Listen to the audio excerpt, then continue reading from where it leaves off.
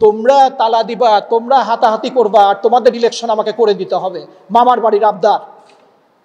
যদি ছাত্র সুলভ আচরণ নিয়ম কানুনের ভিতরে তোমরা থাকতে না পারো, তোমরা নিজেদের রাকসুর অযোগ্য বলে প্রমাণ করছো।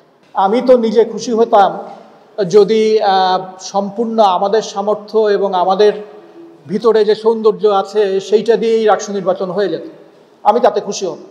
আমি পার্সোনালি মনে করি না এই ধরনের নির্বাচনে সেনাবাহিনী পর্যন্ত যাওয়াটাই একটা মস্ত বড় ব্যর্থতার পরিচয়, আমার ব্যক্তিগত অভিমত এটা।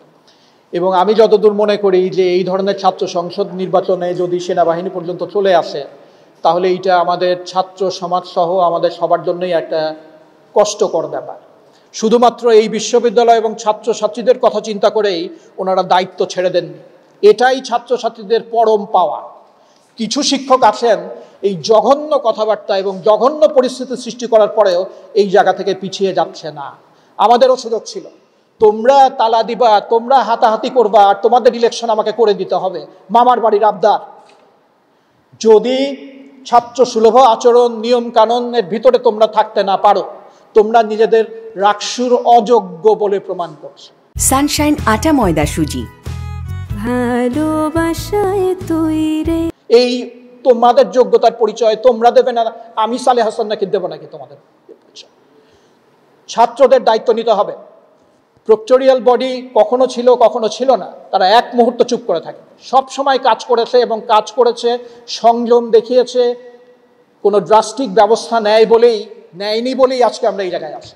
কাজে আমি মনে করি না তাদের তরফ থেকে কোনো সমস্যা ছিল। যাদের সমস্যা ছিল আলাপটা তাদেরকে নিয়ে করা উচিত।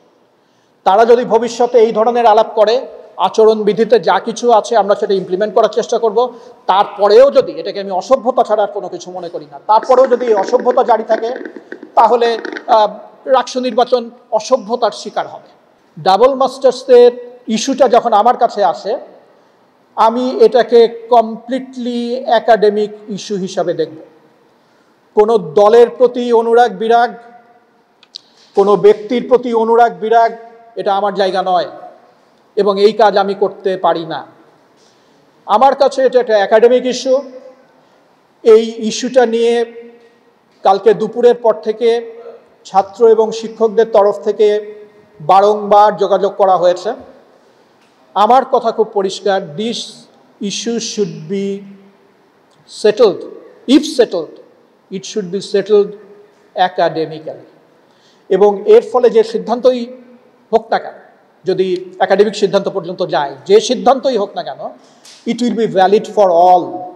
কোনো নির্দিষ্ট গোষ্ঠী বা নির্দিষ্ট মতামতের কারো জন্য এর ভ্যালিডিটি থাকবে না। যদি সিদ্ধান্ত হয়, আমরা এই জিনিসগুলো নিয়ে কাজ করছি। এই মুহূর্তে এর বাইরে আর আমার কোনো কিছুই বলার নেই। আমার কাছে এটা একাডেমিক ইস্যু, আমি এটাকে একাডেমিক্যালি ট্রিট